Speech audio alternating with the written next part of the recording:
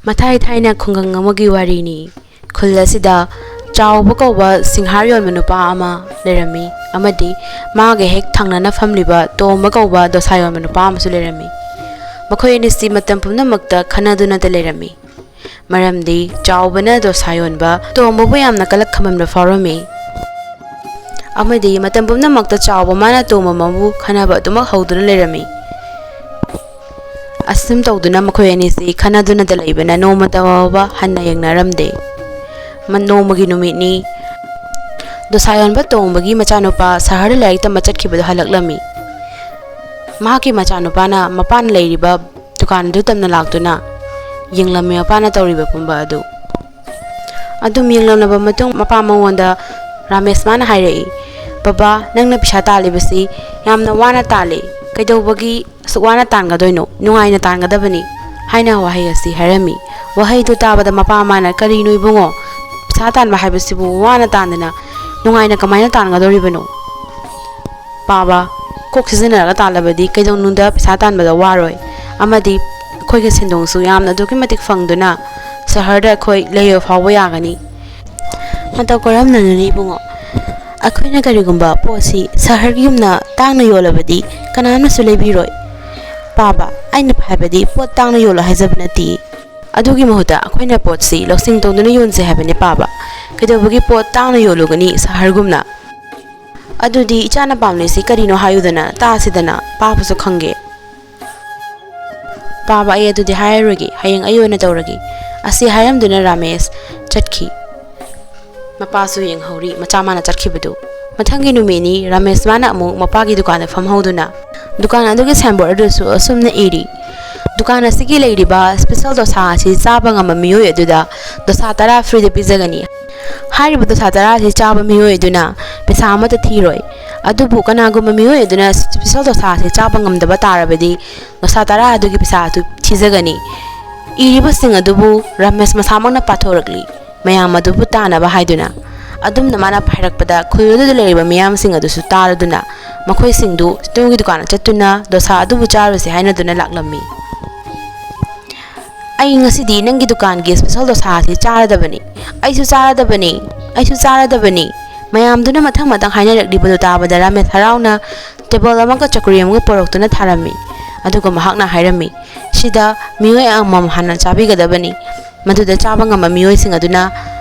dosa tara free da fangbigani asi haiduna mahakna changkhiduna dosa du sadana puthorakli madu ubada miyam dusu kaino magi dosa khuchau sidi haiduna hangnarami adubu asibu chaba ngangodrane kaina su haina dabanate mayam gi maraktuda ngasai ahan manupa adu chaba khara horakpaga puk thale haiduna mahak chaba ngamdana thamami aduna mahak na dosa taragi bisadu thiba tarami asigumna mathangi nupa mahak su dosa adu chaduna bisadu thirami asumna dosa sing adu chaba ngamdrabada dosa taragi bisasing adu loinamak thirami madu ubada ngasai dagi singhar yoliba thangnana hamliba dukan chawba madi kalaktuna wakal du khali Kari dosa special dosa ama chabada dosa tara free de piba tara do kaigumba special chawa ngamdri tara de bisa mo hanjanba kaya ta sanari ba kok no ne magi sidi fazana tok zairi ne judi chaba ksungam na dabanina asi haiduna mahakna sauna yengli mahak aduki matik tomba magi dukan du kalak khaman basu hene helami mahak su wakhala makhalami kamai toksige haiduna wakal khaladuna mahaki yoliba Singhar sing asisu asuma taragi lekhiduna mathangi numita samagi dukani mamangda signboard ama thetuna asumna su iri singhar kun chaba ngamami juna singhar tara ariamba oina fangani maduda singhar kundu chaba karigo mangamdrabadi singhar tara asi ki pisama man thibigani asumna theliba adubu mahakna pathoraktuna miyam duba tahali adumna mana pathorakpa matam maduda khul adu dariba miyam su taraduna laknarami makhoina laklaba matamda Singhar sing adu mathang chaba hawralami adumna mathang kunna dudi raina chakherami adumna chakrabada singhar tara dusu lemna puraga chatkhi madu ubada chawa mahakti thawai adu nungaitana yengduna lehawi adumna mathang miyoi kyana chara ga chatkibana mahaki dukan da leriba singhar sing adusu thuna loirami aduda mayam su harau laktuna nangi singhar se akhoi su chage akhoi su piyu asumna hairabada chawa mahakti makupunga khalakduna sauningba amsu yauraklami aduna mahak yamna aduki matik sauroduna magi dukan amanga theliba signboard adu laktana hundokhi duga mahaki dukan adu puduna mayumdamna halakli mayumda halakpagi lambida machindusu sanjay asigi oina aina siki matasu tande aise kayada pangaba yengone aigi singhar sing asibu loina free da yonthokre ai wakhal mayam jena puba thang mangamdre asi haduna mahak adu wanthaki dumna wana wanthagarga hawalakpa matamda hospital amagi bhabungda mahak magi nupi ge lerami madu ubada magi nupi da hangi kaidawrabage aibo hangali baduda magi nupi na hairei nangduna ko ngaudana ne kana ko mamna thila amini adumna haibada tawba mahak tu sauningna puna mamangabani puna magloirabani aise